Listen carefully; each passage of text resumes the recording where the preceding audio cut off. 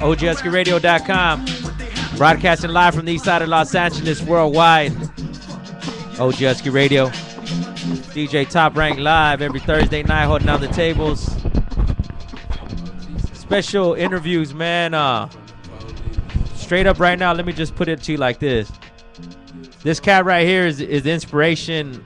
If it wasn't for this cat right here, we probably wouldn't even have OG Husky Radio. I probably wouldn't even be involved in hip-hop. Go ahead and introduce yourself, man. Hey, what's up? What's going on? This is LA. Right here, posted up.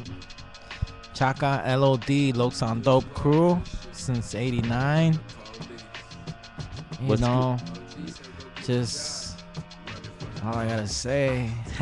We have a lot to say, man. A lot of questions, man. Let's start off with the name Chaka, man. Actually, you know what? Let's get in even before that, because what people don't know is that, like, growing up in the hood, you get nicknames. You know, my name is Bubsky. That shit comes from Bubba. I was a fat little kid in the projects, so the name Bubba stuck. I hated that shit like forever, but that's the name that stuck. How did the name Chaka come about, man? I had long hair. Hold the mic up, though.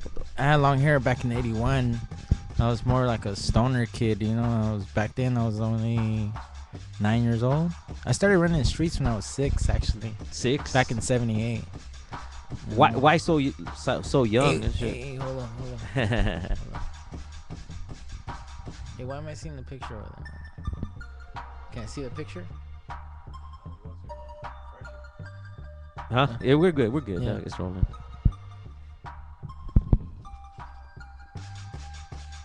OGHUSKEYRADIO.com. Monitor issue. We're still live, though. We're still live. Right. So, man, at 6, why at 6, man? What was going on at 6 years old that you was out there fucking around? Oh, man. And what could you do at 6 years old? Yeah. Huh? Nah, it was even before that. Like, me and my brother used to play in our tricycles, and we used to, like, in the weekends, we would follow a treasure trail, which was a blood trail, and it was fresh blood, and it was like little drops, big drops, and we'd follow them. And at the end of the trail, it's like there's always something. It was like a knot of just like $20 bills, $100 bills. We'd find either money or a bottle of PCP, or some gold, like gold chains and shit. And we'd go sell them and go to the arcade after in the middle of the projects. What project you grew up in, man? Aliso Village. Aliso Village. LAPD abandoned. Since back in the 70s. I remember KRS-One came out with some verse that was talking about, there was like the housing projects back then, they were abandoned by police, so it can kind of like corrode within itself, you know what I mean? Yeah. Let them all kill each other off and shit, you know. Nobody was, so it was everything galore, you know what I mean? Definitely. You know what I mean? You can make a list. You don't have to go out. You can make a list to a dope fiend. Yeah. A list of shoes and clothing or whatever you want, or bring it back for like just a few dollars each. That project life. but with that, I mean, as you got older, did you like see the political side of it? You know what I mean? Like why it was done that way? Like even with crack, it was how like it got put in. Theodore Roosevelt was the one that instead of to prevent slums, he created housing project with zero a month rent. My mom paid only like $80 for like 20, like almost 30 years. I lived in housing projects for 30 years.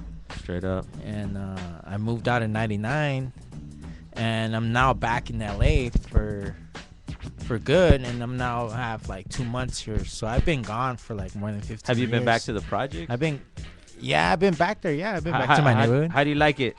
Huh? How do you like it? It's all a whole new twist now, you know. It's just all this, like, everybody gets to come out now, you know what I mean?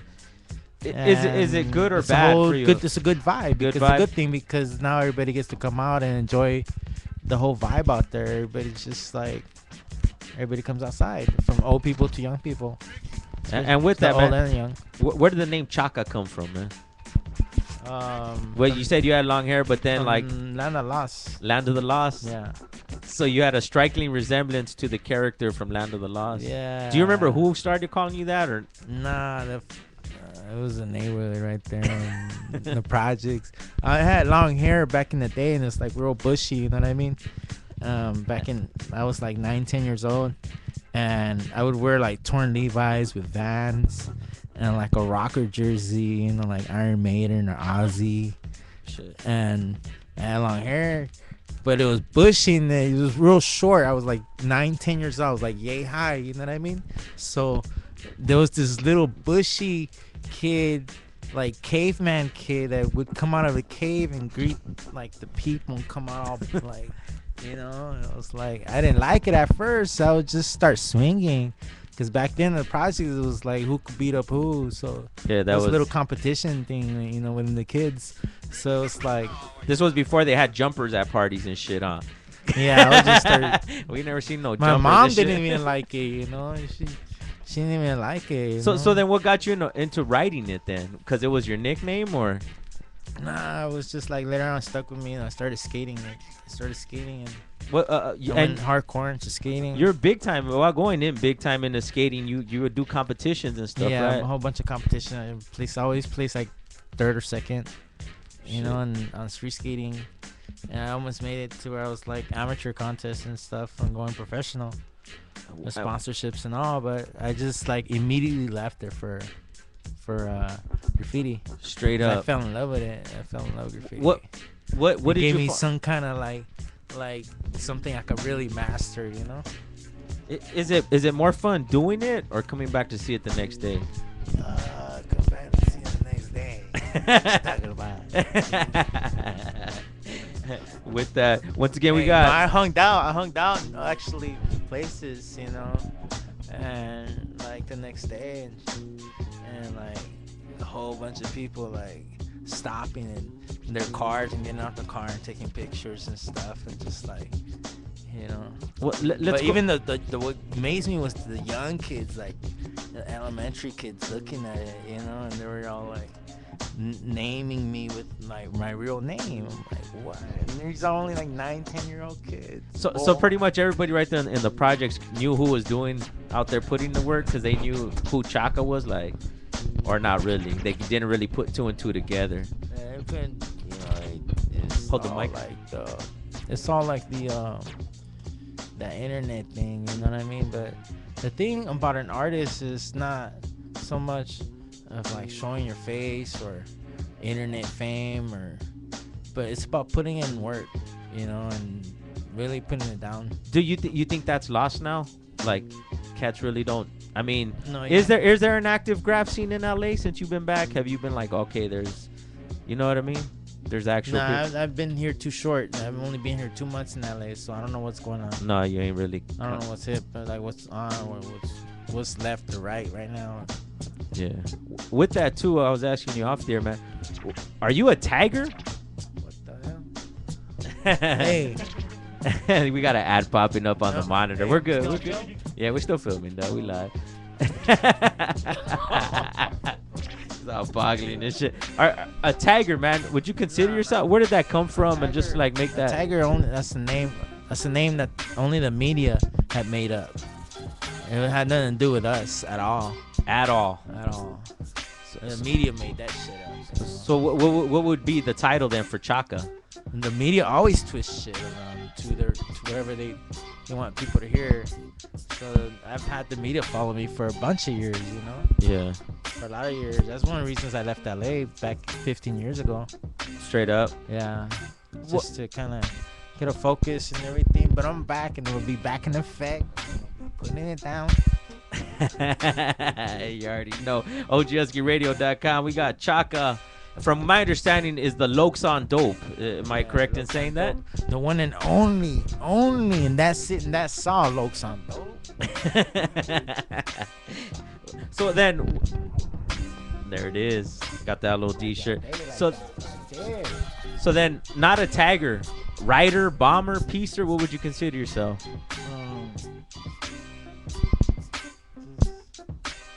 As far as graffiti is concerned, right now, I mean, I've been painting about like 7 days a week, 10 hours a day. It's become my wife, you know what I mean? I don't have no family right now, but you know, that's like, I stick to that because up in Bakersfield, it's like, it's all like a rural town that's trying to be a city, but it's stuck in the 80s. Okay. And everybody's to themselves, and it's just all out there, you know? So I stick to myself, and just like, it's just me and the wall every day for like, sometimes like 12 hours a day. 12 hours a day. 12 hours a day. With that, it's not just aerosol anymore either, right? We're aerosol, all complete aerosol. Complete aerosol. Yeah. No paintbrushes, nothing. Just nothing. aerosol? Yeah. No do tape, you, no nothing. Do you ever see yourself using a paintbrush? I do sign painting like this straight, with like no measurements, no nothing. Like shit. No. Eyeball it. I just eyeball it and just sign it. I do sign painting, like any font. Anything, as long as they give it to them. Well, there you go. Logos. And custom canvas, logos, everything. Make sure you guys hit him up. He ain't hard to find. Trust me. If you're in LA, he's back in LA. You definitely get a hold of him. I should have brought my portfolio, but you know, I get that one to get down. With that, man, who inspired you? Like, you have a whole generation looking up to you. You know what I mean? Who are the artists that you grew up? I went to East LA College, like right after high school. Yeah. With Temp, Deffer, Cash, Comic, Skep, pretty much all the K2S, STN guys before like I got into LOD, and I would chill with them. But what year did you get in LOD? Were you a Warner the 89, whole time? 89? Yeah. So the whole 89 is pretty much when you kicked it up active, right? Pretty. 89 was the year. 89 was the year. Yeah. But I was always by myself, so. Yeah, you know, that's what the missions, man. You would go on solo missions. And how long would you go on? Like, one mission would be how many hours? Or just break it down for people. It gets dark. Yeah. This is 12-hour darkness. So the whole 12 hours. But this was back in 89 when there was like a bunch of drive-by shootings all over South Central. Yeah. All over LA. And I went through like all down to the west side. I went down to 18, Playboys, just like all deep in there. And then when I got busted, it was like, I heard a whole bunch, and we used to go in like different neighborhoods from everywhere, from like San Fernando Valley all the way down to like South Central. Yeah. That they would go caravan out there and just go in Carlos because they thought it was a gang or something. Go look for Chaka. And we all started laughing about it though. You know what I mean? We were already inside. But yeah. Laughing about it. Cause man, people always like there's like tons of myths, dog. Like there was like, nah, it's like 30 people doing it. No one dude could do that much damage and shit. Like it was all solo missions too. I ran into some people while I was riding. I remember I ran into Surf from West Coast. I ran into Omega and some guy from UTI she was with. And I was already on my way to San Fernando Valley, and that's where she was from. Got off the bus, and she got a can. I give her a can, and I got a can, and we just started just mobbing all the way down for like a couple miles down. What's the farthest you've gone on a mission? And what are we talking about transportation-wise, man? The bus, you know what I mean? Back then, RTD or? I went to 93, I went to Boston. Boston? Yeah. That's where I was born, but I landed in the projects and still in diapers. Oh, shit. So you got family out there and stuff, so you went out there? Yeah, I have family out there. My brother recently moved out there. I only have one older brother. And I was over there with him, you know. And we're walking through some Puerto Rican projects. But my brother showed me where I was born. I was born in the Maverick projects. In Boston. And it's 3-story. I walked through them. We're walking all through them. And, you know, it was a little activity there, but it was that feeling that I don't know, you can't describe, you know. You knew your home and shit, like that's where it started. I remember as far back as Boston is concerned. Yeah. I can remember up to like 1, 2 years old. Oh, and shit. I remember a This is like 1972. I was born in 72. And there's a bunch of kids watering themselves with a fire hydrant in the street. Yeah. And I remember that, going to that all the time. Remember all that shit. And they did used to do that. I've seen like video footages on that. Shit. Since back then, they used to do that in the East Coast. Once again, tune in to OGHUSKEYRADIO.com. We got Chaka Lod in the spot. Like I said, man, there's a whole generation looking up to the damage, or let's not even put it that way, to the art that you did, the expression that you did from 89 to, you know what I mean, till forever, because, you know, stuff's still rocking. All them walking missions, did you have a car? All strolling missions? What's the craziest shit you... What's the craziest shit you've seen? Like when you're out there painting. Bakersfield, I have to walk, so I have to walk miles. Yeah. And, I'm with a backpack with this. Walking the same way. Hold the mic. 40 years old. Hold the mic up. Huh? Hold the mic up. Yeah, 40 years old, walking down like miles in Bakersfield where I have to paint. Yeah. You know, that's my hustle where I pay my rent up there and shit. But now I'm down here. I've been down here 2 months now. So canvases, you've been stockpiling canvases while you're out here, you mean? No, I was just doing a bunch of like legal work, like storefronts and carnicerias and restaurants, murals, but mainly sign painting. Do you plan on doing the canvas thing, going into like the studio, you know what I mean, the art scene? I would probably more likely go into the fine art scene instead of the graffiti. Yeah. I'll go into the fine art. And why? Huh? And why? Just switch it up?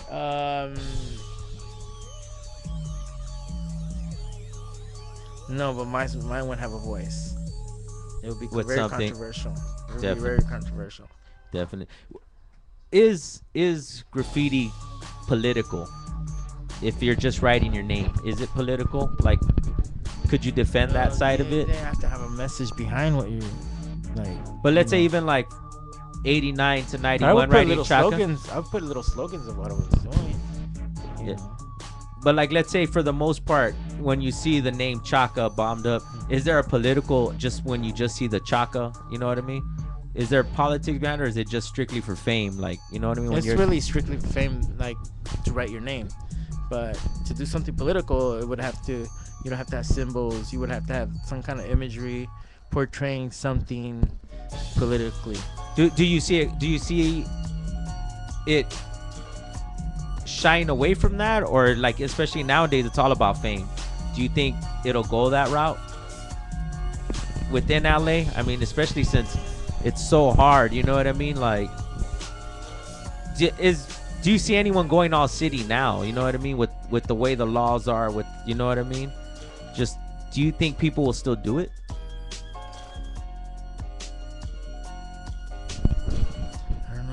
Just I mean, graffiti could be an addiction, but if it's, you do it once in a great while, I don't know. You know what I mean? You do it once in a great while, you go out, you creep in, you creep out, and that's it. It's all. Word up. But graffiti can be very addictive though. Yeah. And to be going out like that, it's an adrenaline rush and all that. People tend to start going often, and that's where they get caught up. Once again, tuned in to OGHUSKEYRADIO.com. We got Chaka Lod in the spot. Another myth, man, is that when you would go out on those 12-hour missions, man, is that you would kind of be in a disguise. You know what I mean? Did you switch up your uniform while you were walking around, you know, depending on the stuff? What was that? Did you, like, one of the myths is that, like, you would change up how you were dressed depending on where you're at. Is that a true myth? Or, I mean, when you're out doing the work? Yeah, it depends. Hold the mic up. It depends if I went to South Central or I went to like Pacific Palisades. You know, I would kind of dress according to, so it could, for the cops to know how to. You have to have body language when you walk in front of the cops, because if not, it's like you look at your body language, study it, like you gotta, you know, and you just wave them away, like. Hold the mic up closer. Yeah. You could kind of wave them away and go like this for friendly. Tell them what's up. Yeah, Like, no, I'm not the one. I'm not the one. where were you getting all this paint, man? Was Balton sponsoring you back in like '89, Montana? Like, where the fuck were you getting all this paint from? Just. No, it was like back then a rider was called a racking. Just rack. What was the first, like, you're telling me off there a story about your pops having a job, and then that's where you first saw like the Belmont. Dad had a janitor job in the elementary school working for the city, right in Union Avenue School, right on Beverly. Yeah. Right down the street is Belmont High School in Belmont Tunnel. So a whole bunch of kids went to that school, and he knew him since kindergarten, my dad. So shit. And who were them like kids? 8 of them. It was like 8 of them. And who were them kids? And they always had a bag of cans with all a bunch of colors, and they would come and help out my dad and wash, like, to clean up the classrooms. And he would pay them like a couple of dollars, but my dad got mad at them because they did up the cafeteria wall, like inside the cafeteria. They blasted up a mean old production with like cartoon scenery, you know what I mean? Yeah. And I'm like, whoa, look at this. I just like, this is it. And they were breakdancing too. And remember, it said Labs, LABS. Los Angeles Bomb Squad. Or the kids, the graph kids that used to hang down at the Belmont Tunnel back in like 82, 83. And that's when like I got turned on to it. But I didn't write since then, but I was like, you knew about it. By it. And then let's say because I would hang out with them. Yeah. And they were already from neighborhoods, Yeah. From gang neighborhood, but they didn't mix in the two. They didn't mix in the hip hop. But I started breakdancing with them back in '82, and I started learning a lot of moves. And in the housing projects where I live, Aliso Village, there used to be the AV floor masters. Shit. So I started getting down, and I could still do windmills today. As a matter of fact, over there by Mariachi Plaza in Boyle Heights, yeah, the LA Breakers, they practice there. So I got up on the stage. I said, man, I started busting some moves, like some kick moves. You know what I mean? You just had to, manual, right? And anyone that's ever been a b-boy, and then I went into a backspin, and I turned it into a windmill. This was when? And Yes, a couple days ago or what?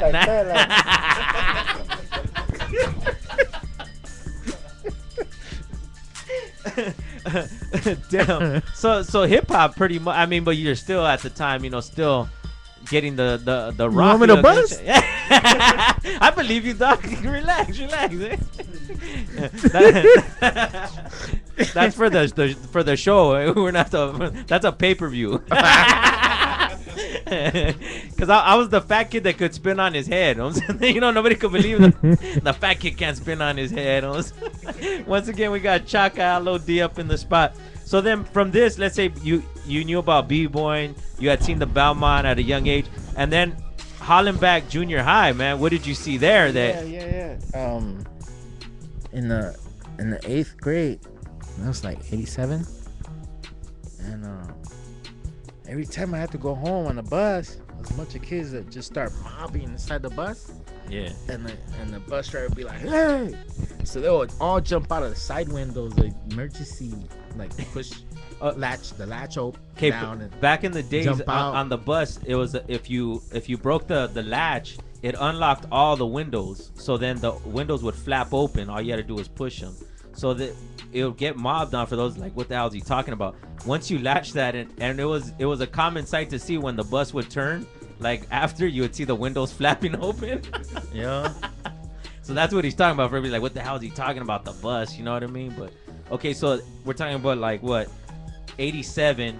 You're at Hollenbach Junior High, and what are you seeing? These kids mobbing just the whole thing, or like? Yeah, the whole thing, like in 80, and then in 88, somebody from TNT, named Cryer, taught me how to write my name, like back in the 80s. So I started writing on buses for a little bit with marker, and then, but I didn't really focus too much on buses because I was like real hardcore skating back then.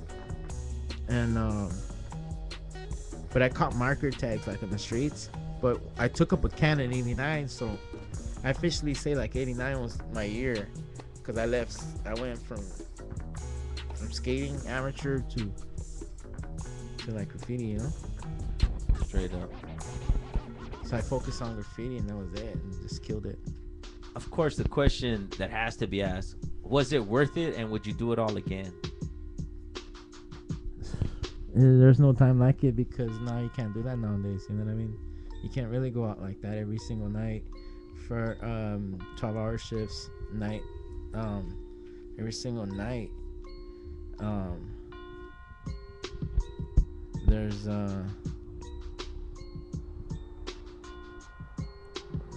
when you're doing it, dude. There's cell phones now. There's cameras now. There's what doing 12-hour shifts, as you put it, man. Was it like, I'm gonna fucking just like take over? It was like a job. It was just something that I was just going to venture. It was no job. It was no duty. It was just a venture. And do you think it kept you up because it was the projects in '89, man? We're talking about like heavily gang active, man. Did you think that? I get into something deep.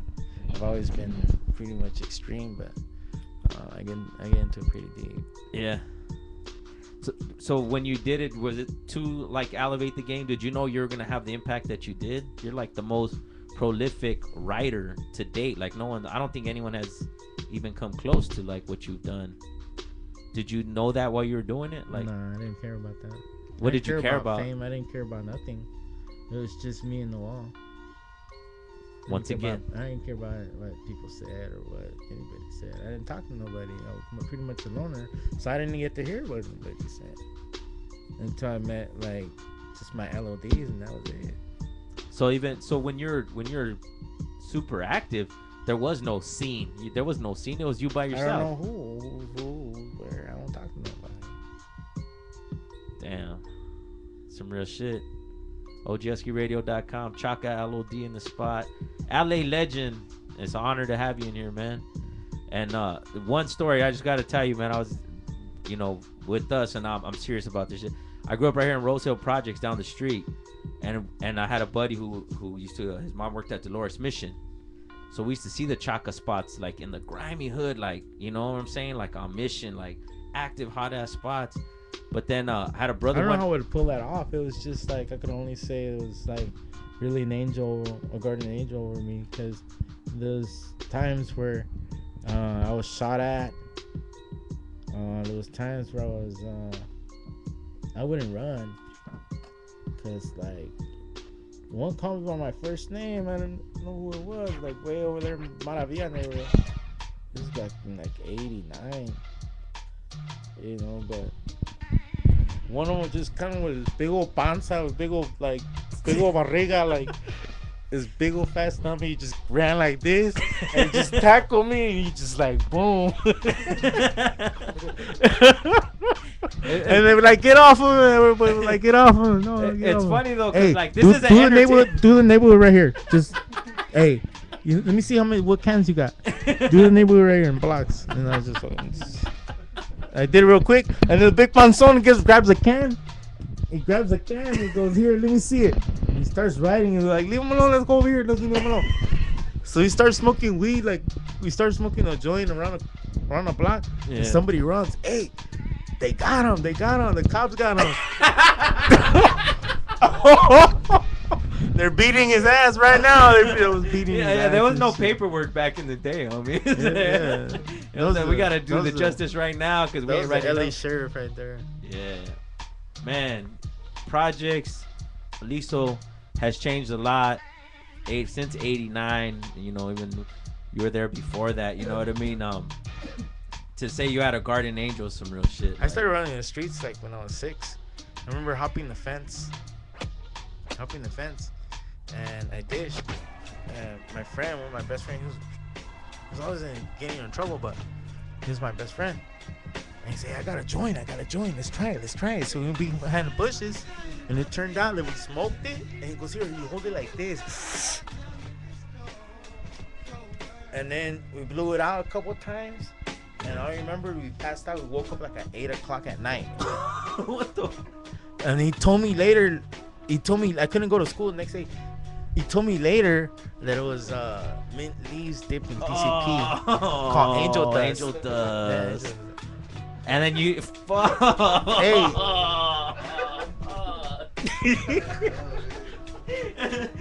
This is fuck. You didn't even go. No, but later on we got the real. Later on we got the real then. joint. We got a real joint later on though. I was gonna say. We got a real joint later on. Damn, cause that. Oh, damn, he had that shit already.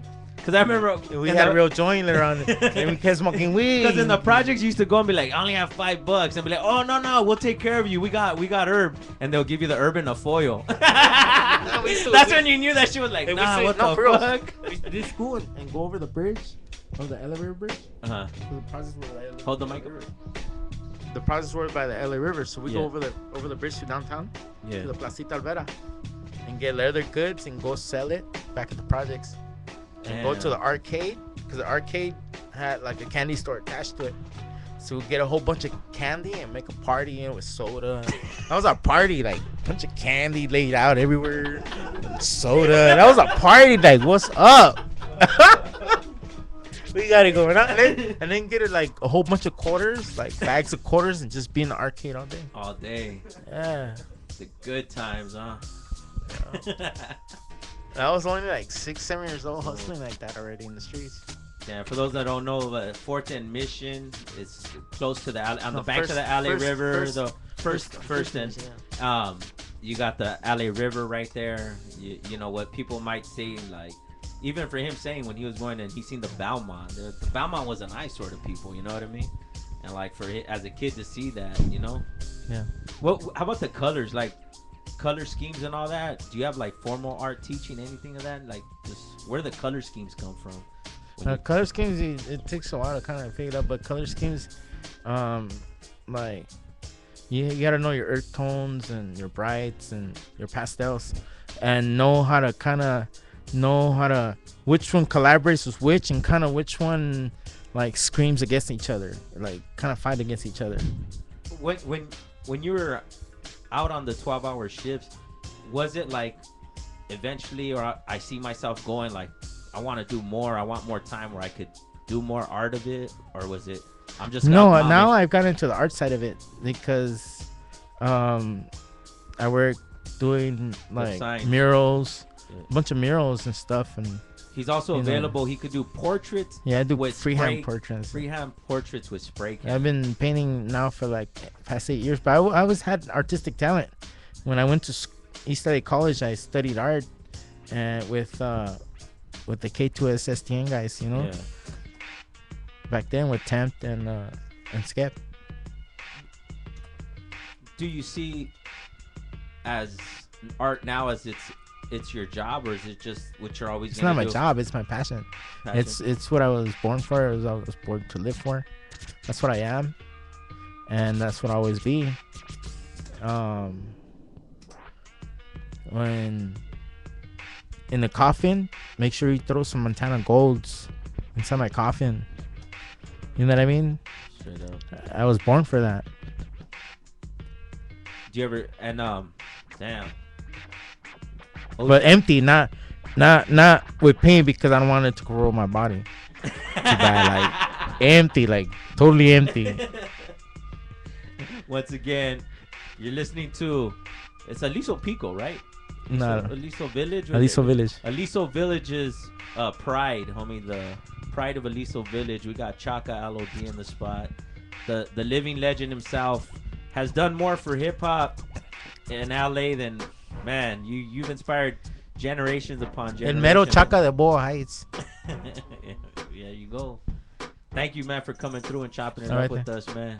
And coming through. Once again, he's available for sign work, portraits, all that. Easy to get a hold of. Anybody in LA that's within this scene can link you up with that, man. Once again, thanks, bro. Good looking out. OGHUSKEYRADIO.com. Stay posted. DJ Top Rank Live.